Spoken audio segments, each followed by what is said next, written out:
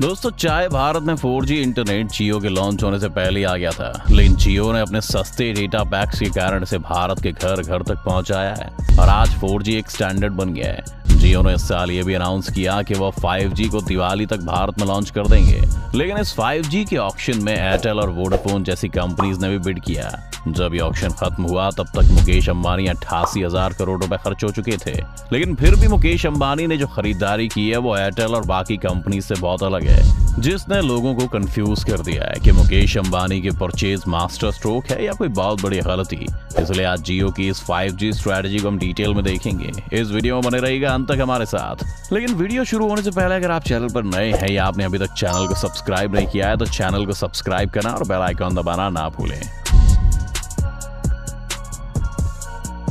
मुकेश अंबानी के लिए ऑक्शन इतना कंट्रोवर्शियल इसलिए हो गया क्योंकि उन्होंने अपने 88,000 करोड़ में से 40,000 करोड़ रुपए सिर्फ 700 मेगाहर्ट्ज का स्पेक्ट्रम खरीदने में खर्च कर दिए। इस स्पेक्ट्रम के लिए किसी भी दूसरी कंपनी ने बिड तक नहीं किया और एयरटेल के सीईओ ने तो ये भी कह दिया कि वो स्पेक्ट्रम के लिए फ्यूचर में कभी बिड नहीं करेंगे।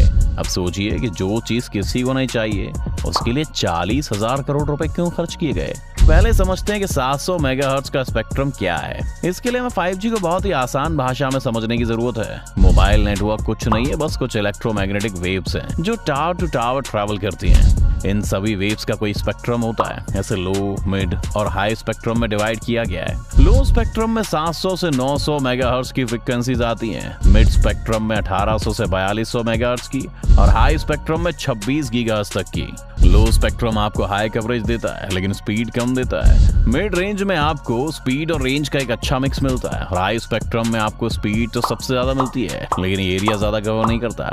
अब मुकेश अंबानी ने 40,000 करोड़ रुपए खर्च किए हैं लो स्पेक्ट्रम पर, जिसमें स्पीड कम होगी लेकिन फायदा ये होगा कि कवरेज बहुत अच्छी हो जाएगी। यानी आप किसी गांव में भी हैं तो वहां पर भी आपका नेटवर्क खराब परफॉर्म नहीं करेगा। लेकिन कई लोग इसे बहुत ही चीप स्टेप भी मान रहे हैं क्योंकि जियो ने स्पीड के साथ कॉम्प्रोमाइज किया है। उनका कहना है कि जो स्पीड आपको एयरटेल दे पाएगा वो जियो में नहीं मिलेगी। फिर देखना दिलचस्प होगा कि क्या जियो अपने इस बिजनेस मॉडल को सस्टेन कर पाएगा।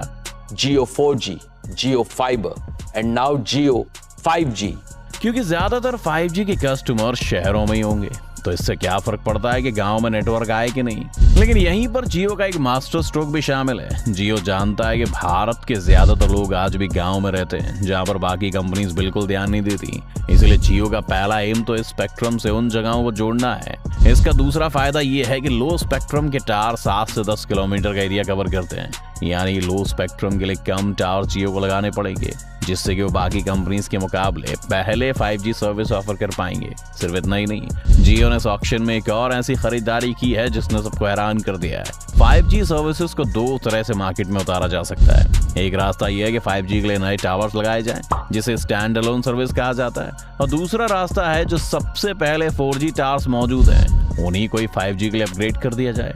भारत में जियो अकेली वो कंपनी है जिसने स्टैंड अलोन सर्विस को चुना है,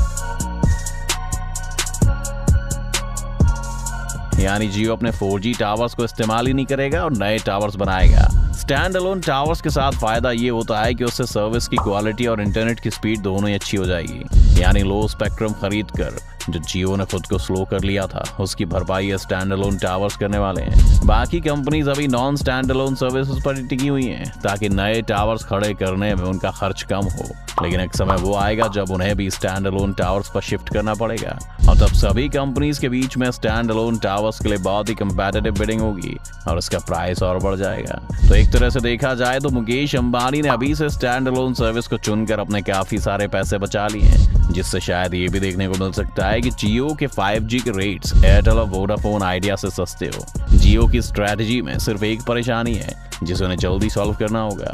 भारत में अभी ज्यादातर फोन्स ऐसे हैं जो स्टैंड अलोन 5G सर्विस को सपोर्ट नहीं करते हैं। यानी ये मुमकिन है कि जब आप जियो का सिम लेने जाएं तो आपको पता चले कि आपका फोन ये वाली 5G सर्विस सपोर्ट ही नहीं करता है। अब सवाल ये है कि कितनी बड़ी प्रॉब्लम है। एक्सपर्ट्स इस पर बटे हुए हैं। कुछ एक्सपर्ट्स का ये कहना है कि इस वजह से जियो को नुकसान हो सकता है क्योंकि शायद लोग इतनी जल्दी 5G के लिए अपना फोन ना बदलें।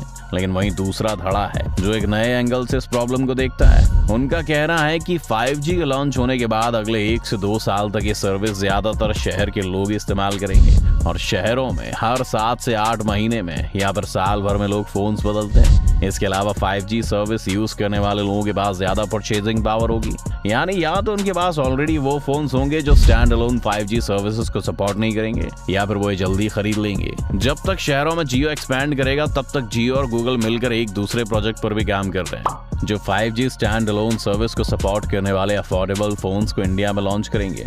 आपको याद ही होगा जब जियो लॉन्च हुआ था तब भारत में बहुत से लोगों के पास 4G फोन्स नहीं थे।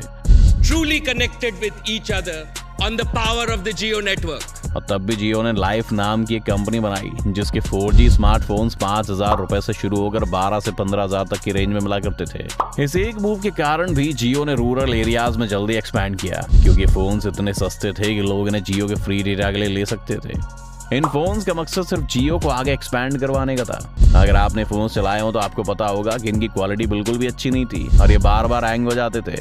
लेकिन भारत अपने जुगाड़ के लिए जाना चाहता है, इसलिए लोग इन फोन को फोन्स की तरह नहीं बल्कि एक वाईफाई हॉटस्पॉट की तरह यूज करने लग गए थे। अब धीरे धीरे सभी ने 4G फोन्स आखिर में खरीदे लिए।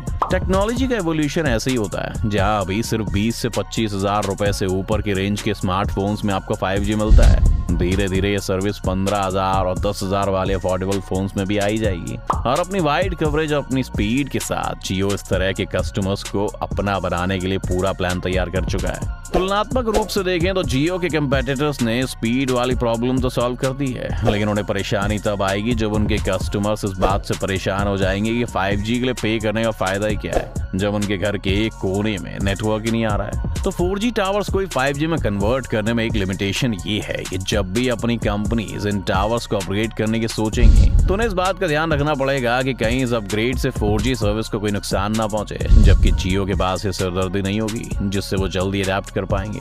मुकेश अंबानी के बारे में आप कुछ भी सोच सकते हैं, लेकिन उन्हें एक विजनरी कहने से नहीं रुक सकते। मुकेश अंबानी ने द प्रिंट को दिए अपने एक इंटरव्यू में इस अप्रोच का परिचय देते हुए बताया भी था जब उनसे सवाल किया गया कि उन्हें जियो का आइडिया कहां से आया, तो उन्होंने कहा कि 2010 में उनकी बेटी दुबई गई हुई थी। जब भी वो दुबई से वापस आती थी तो घर में परेशान रहती थी क्योंकि भारत में इंटरनेट की स्पीड बहुत स्लो थी।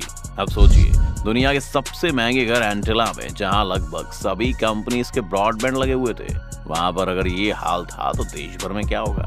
मुकेश अंबानी बताते हैं कि यहीं से उन्हें जियो का आइडिया आया और अगले 5 साल उन्होंने इस पर काम किया।